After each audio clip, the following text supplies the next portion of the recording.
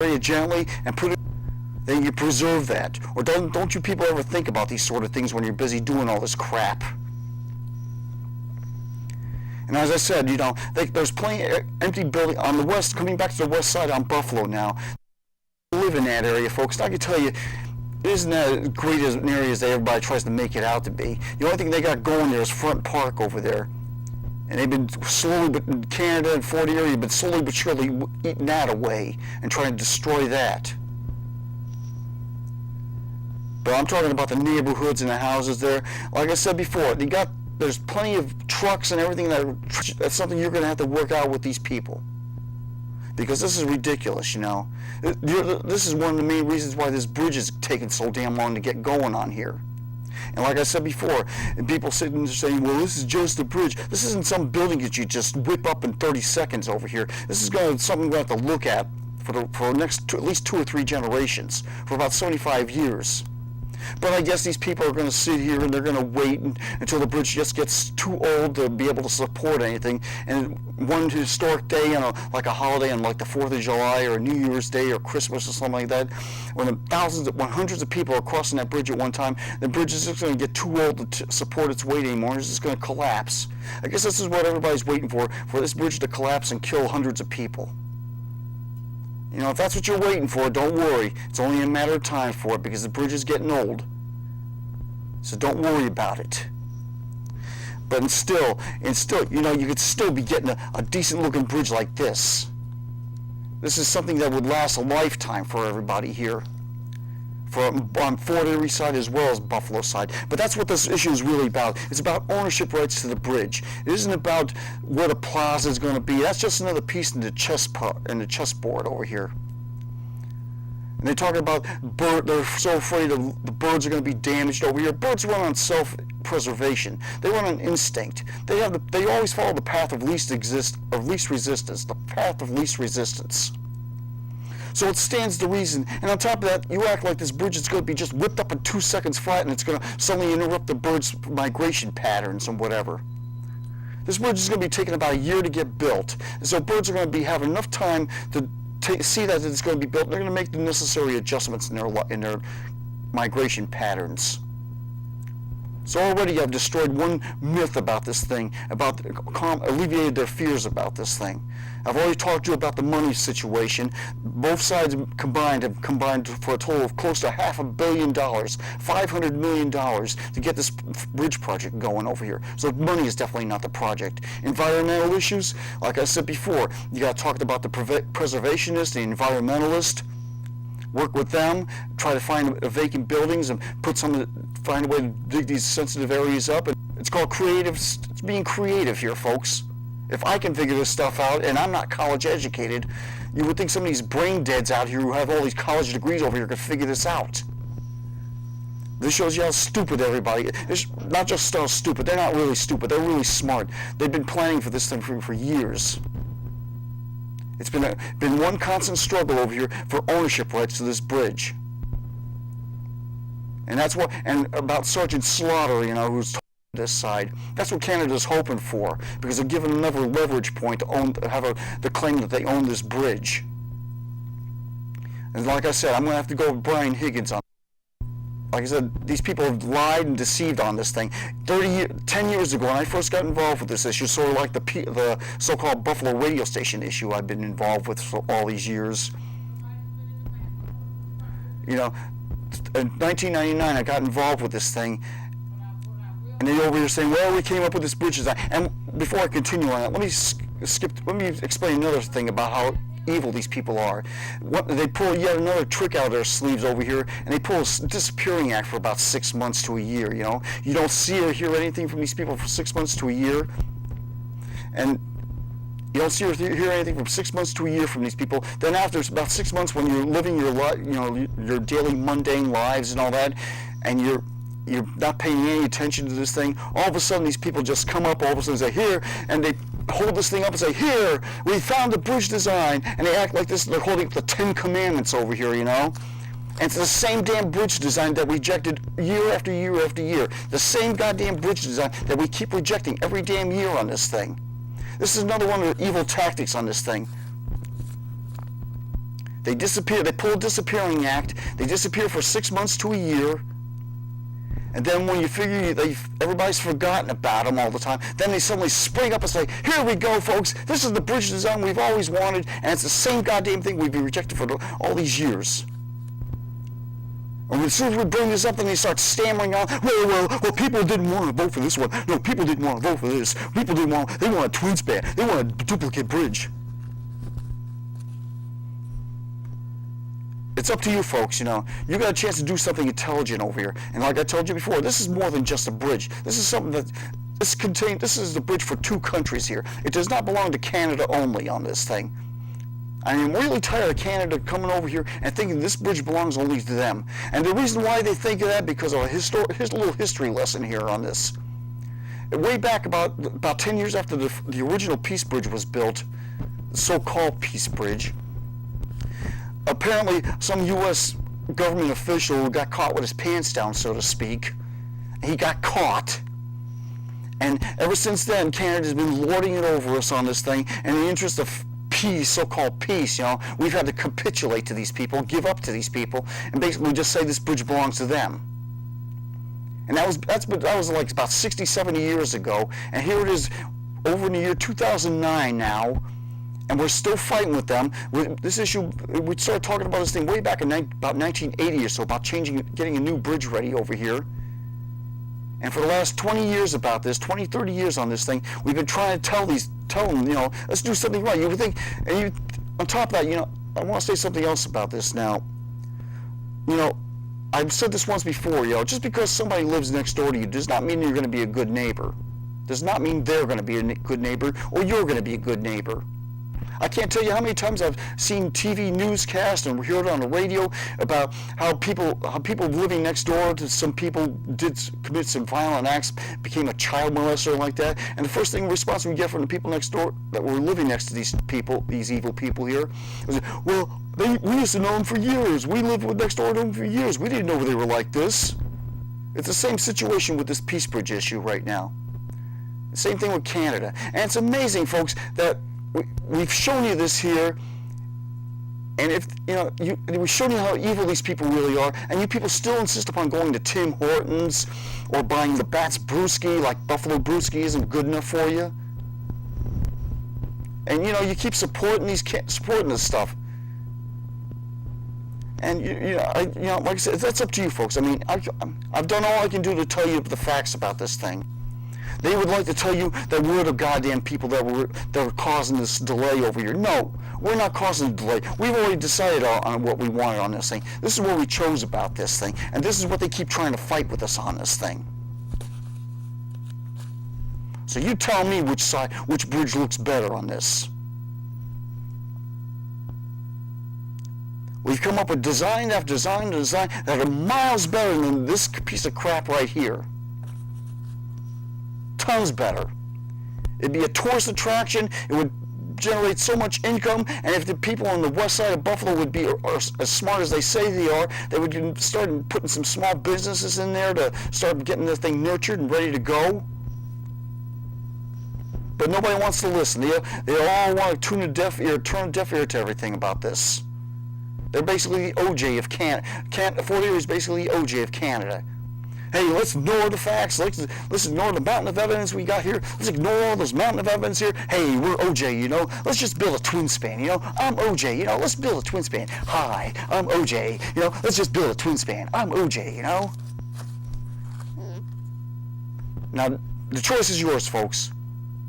Because just remember, folks, you're going to have to look at this thing for the next several generations. And you're going to be if you're sitting there and decide to root for this thing, don't look for Hollywood to come over here and start sending movies out over here. Unless you want to be the joke, be some comedy movie, and then use this bridge design as a big joke. We got a chance here to be on a par with San Francisco, California, New York City, London, England, France, and every other city and country in this world that has a beautiful looking bridge. We got a chance to be on a par with them. And because people can't put aside their issues and their differences, they talk about homeland security, that should become a no-brainer for both sides. You both want security for this thing. the rules are going to have to be adjusted here. Some compromises are going to have to be made. Some sacrifices are going to have to be made. But nobody wants to listen to that. They just want to plug their ears, and they want to puff up their chest, and they want to think, well, this is just Canada's bridge only. Well, it's not. It belongs to both countries, and you're going to have to work with us on this thing. Choice is yours. But I'll tell you right now, don't think God's just going to give you a hearty slap in the back and say, hey, well done. You've lied to my creation. You lied to my people. You've lied to the birds and the bees and the oceans and the trees. You've lied to everybody like that. Welcome to heaven. God doesn't let liars into heaven, people. That's a biblical statement. You've already violated one of the 10 commandments already. Thou shalt not bear false witness. So you've already lied to yourselves about this thing. So you want to keep going on this, you keep going on this. But I'm going to tell you right now, if we don't see this bridge design, if we don't see this one built, this right here, if we don't see this coming up, then you people are the ones that have been played for suckers, not me.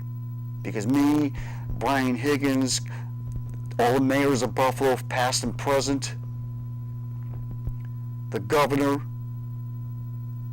of New York, past and present, even a president or two has caught up on this thing. The only people who haven't gotten on the bandwagon with this thing is Fort Erie, and they're all pissing and moaning, having a pissing contest about this thing because somebody from the United States came up with the idea first.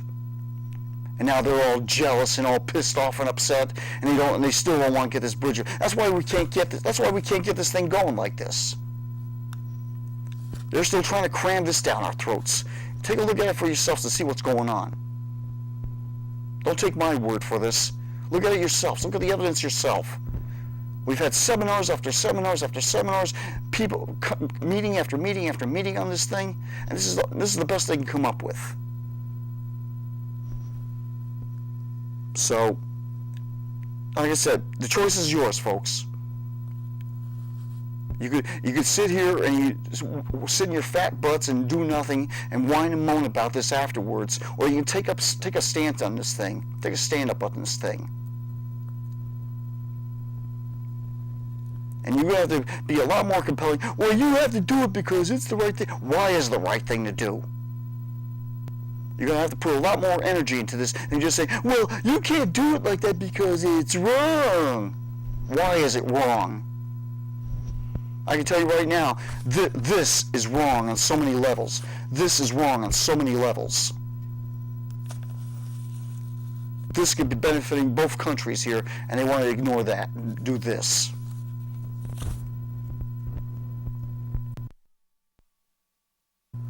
So, from here, like I said, the choice is here on out is yours.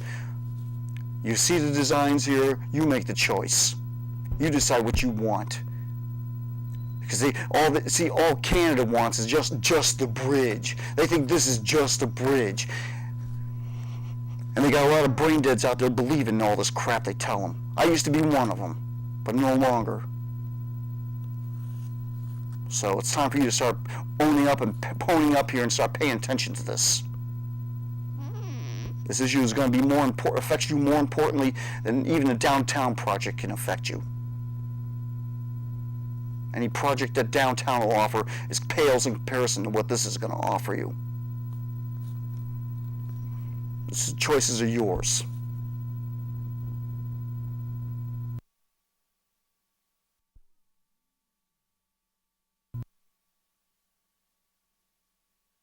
There used to be a sign store on Grant Street near Buffalo State College. It's closed down now. Closed down about 2005 or so, 2004, 2005. But for years it was open, and they had a top 10 list. I used to pass by once a week or so, and every week I used to take a look at it, and they always had this top 10 list on there. And about number 3 or 4 on the list there was build the damn bridge. And that's what pisses me off about the brain deads in Buffalo over here. You see, these people seem to think a bridge is the same thing like a building. It's not, folks. It's a far cry different thing than a building. because this bridge is going to have to be staying in one place for years, about at least 75 years. We're going to have to look at that thing for at least 3 or 4 generations. God forbid no wars that happen to blow the bridge up, because all it's going to take is one nuclear missile to wipe the bridge out. Then you'll have to start from scratch all over again. So, you know, the brain deads in the cities to build the damn bridge. You know, I share your frustration, people of Buffalo. I know how hard this is to be patient and wait for this thing. And I'm going to try to do what I can to help move this thing along a little bit more. Because if there's one thing I'm good at, it's moving the pile. Count on that right now. Because this Peace Bridge thing has been dragging on for too many years. And the only reason it's not been... And unfortunately, you know, I wish we could have gone on with this thing a lot sooner. But unfortunately, these people, Canada decided they wanted to dictate terms to us and tell us what bridge we think, Buffalo thinks should be there. And basically all of this is just Canada's idea what that bridge should be. If they had been more honest with us and been more respectful toward Buffalo and treated us a little bit more intelligence and honor and so forth like that, this bridge might have been we might have been starting to talk about construction of this bridge already. But all they wanted was some piece of crap here they wanted to look at. I feel, as I've said before, I feel Buffalo's pain. We've had this has problems before on this thing. We've talked about this over and over again. We've had bridge designs over and over again. We've talked about what bridge designs can work, should be used instead of just twin span. And all Canada wants to do is ignore us and just pretend we don't exist and just. Hold on, Charlie. Tip. Here's a tip. Get a real job.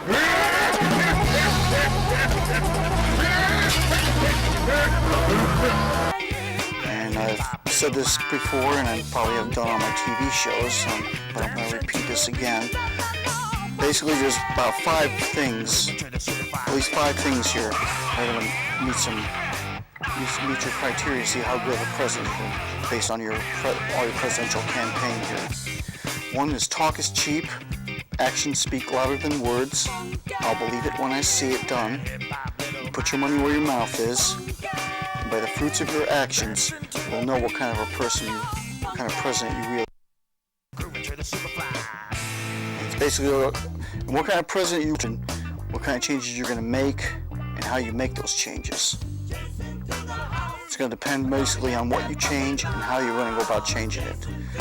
We're going to find out in the next 4 years just what kind of 5 criteria that I mentioned.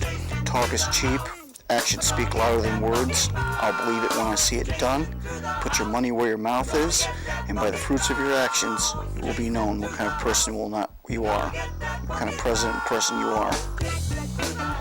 As I said, it all depends on what you change and how you're going to make those changes. Because that's all I've been hearing here is how the things that we need to change around here, and that's true after 40 years of the good old country boy stuff here. It's nice, it's refreshing to get a president, and they're going to be even more scrutinized than usual about what happens here from here on out. So the ball's basically in your court here. And, you know, if you follow the precepts I told you, talk is cheap, actions speak louder than words, I'll believe it when I see it done by you, put your money where your mouth is, and by the fruits of your actions, you will be known what kind of a person and president you really are. As I've said again, you make those changes. So, good luck, and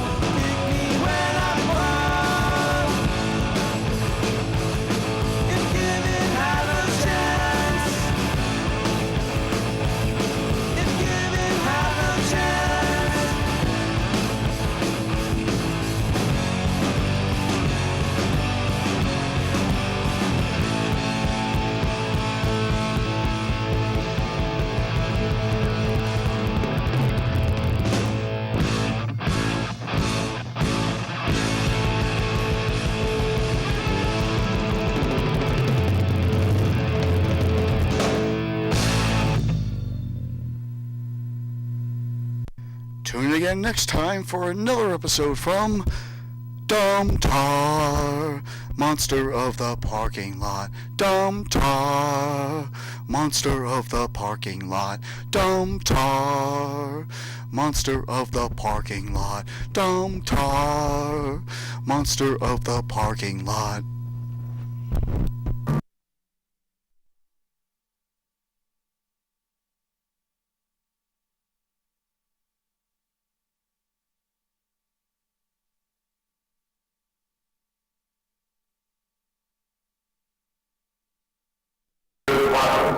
Contact in 2-time period. This planet should comb its hair over its bald spot. View in second quadrant. Contact in 1-time period. You know, that's one butt-ugly planet you guys come from. View in first quadrant at ionization. Ew, it's Michael Stipe's head. What you're observing may well be the beginning. Stipe's head. What you're observing may well be the beginning of the end. Well, I hope so. those Abraham meteors are beginning to get What kind of shithole planet is this? That's enough. Normal view.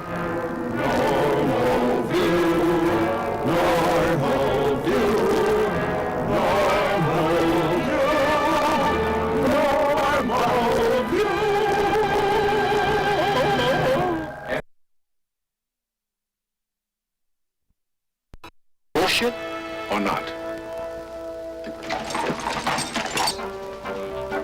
We examine these mysteries to determine, are they bullshit or not?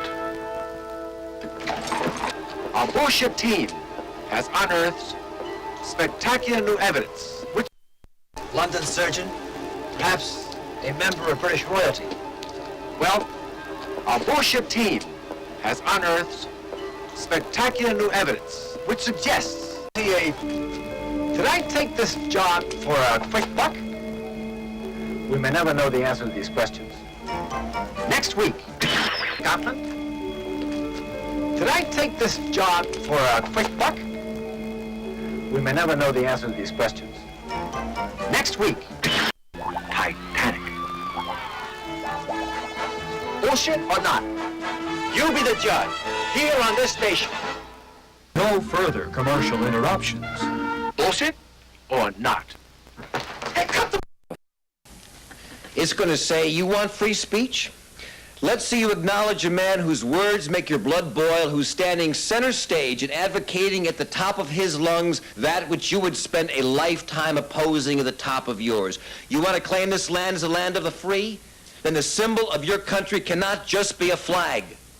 The symbol also has to be one of its citizens exercising his right to burn that flag in protest. Now show me that. Defend that, celebrate that in your classrooms. Then you can stand up and sing about the land of the free. I've known Bob devote so much time and energy to shouting at the rain was that he simply didn't get it. Well, I was wrong. Bob's problem isn't that he doesn't get it. Bob's problem is that he can't sell it. We have serious problems to solve, and we need serious people to solve them. And whatever your particular problem is, I promise you, Bob Rumson is not the least bit interested in solving it. He is interested in two things, and two things only: making you afraid of it and telling you who's to blame for it. That, ladies and gentlemen, is how you win elections. You gather a group of middle-aged, middle-class, middle-income voters who remember with longing an easier time, and you talk to them about family and American values and character. And you wave an old photo of the president's girlfriend, and you scream about patriotism. You tell them she's to blame for their lot in life. And you go on television, and you call her a whore. My dear boy, that is you, isn't it?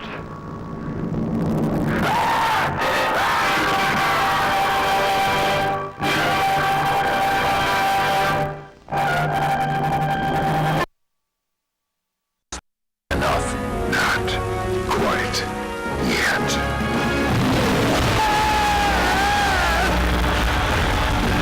It's called the agony matrix. Direct neural stimulation of pain receptors. All of them. Imagine the worst pain you've ever felt in your life. Times 1,000. Now imagine that pain continuing forever. Oh, that's right. You don't have to imagine.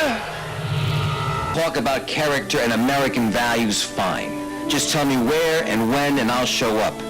This is a time for serious people, Bob, and your 15 minutes are up. My name is... Think of something! Use the power of our giant manly brains? No, that takes too long.